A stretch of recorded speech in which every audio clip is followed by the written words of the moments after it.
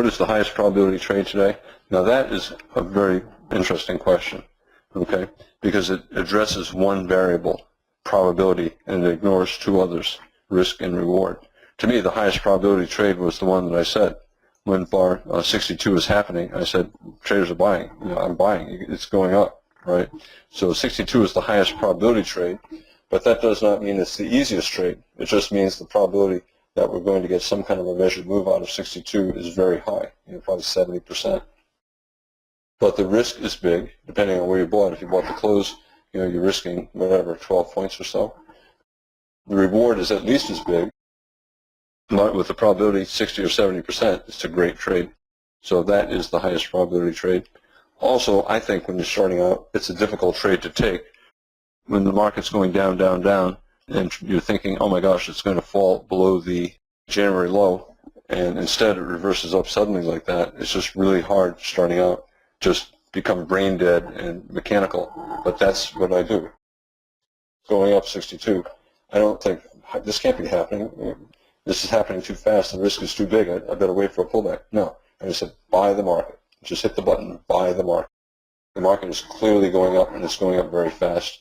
It's a big surprise to everyone, bulls and bears. It's going higher, right? Everyone's going to have to adjust to this reversal. It's going to go higher.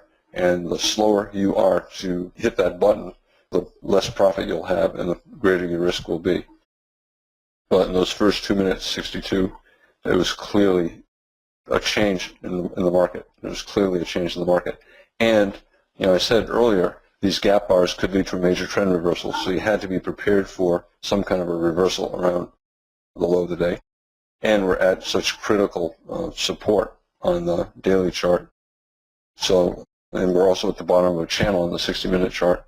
So there were a lot of things going on that had the potential to lead to a reversal. Okay, question. Do you think it is more difficult to enter as a bar is forming than it is to buy or sell closes?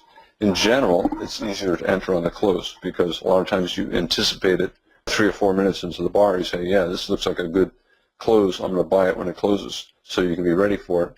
And buying as the bar is forming, a lot of times, like 62, it's a surprise, and it's hard to do. 50, 12, those will clearly sell the close. And 50 especially happened very, very quickly. So when in doubt, when I'm in doubt, I just enter at the market. On most software, you have some kind of a button that says sell the market or buy the market. And I use that a lot in bars like 50 and like bars 62 and 64 when it's clearly moving very quickly and it's going to go higher or lower depending if it's a bull or a bear. I just hit buy the market or sell the market. Question, I have a habit for picking the worst possible tick to enter when I buy and sell the market. What you're doing is, you're waiting until you're convinced that the market is going up. So you end up buying the high, and at that point, experienced traders are taking partial profits and you get a pullback. I don't have a problem with that. Buying the 62 close, who cares, all right? So you're buying, whatever, 12 points off the low, that's fine. It's going higher, it's going up for at least a measured move. So as long as you can trade small enough, you have a 60 or 70% chance of making a reward equal to your risk. That is a good trade. So I wouldn't worry about buying or selling the market. All I would worry about is whether or not whatever you choose to do makes sense, right? So buying the 63 close, 62 close, it made sense. So if you use the right stop and take an adequate profit, it made sense. So it does not matter that you're entering a little bit later than other traders. What you're doing makes sense. Al, can you talk about how you traded the bull spike 62 to 65? How many trades, win flat, market orders, limit orders, 1 to 2 point scalps? I think the first trade I bought 62 as it was quickly turning up. I don't remember what I said, but I said something to the effect that this is going up. Traders are buying. I may even have said I'm buying. So the first trade, to be honest, I don't know how much I made. I know I made at least 4 or 5 points on one trade, and then I think I switched to 2 point scalps. And I don't remember. I may have bought this first one. I just hit buy the market, and then when it got up pretty high, I just took a profit. And then I bought the 63 close. I think I went for 4 points on the 63 close. I don't remember. And I don't remember if I took a third trade up there or not. And what did I do? And here, I think I bought the 69 low, and that was it. I think I took 2 points, and that was it.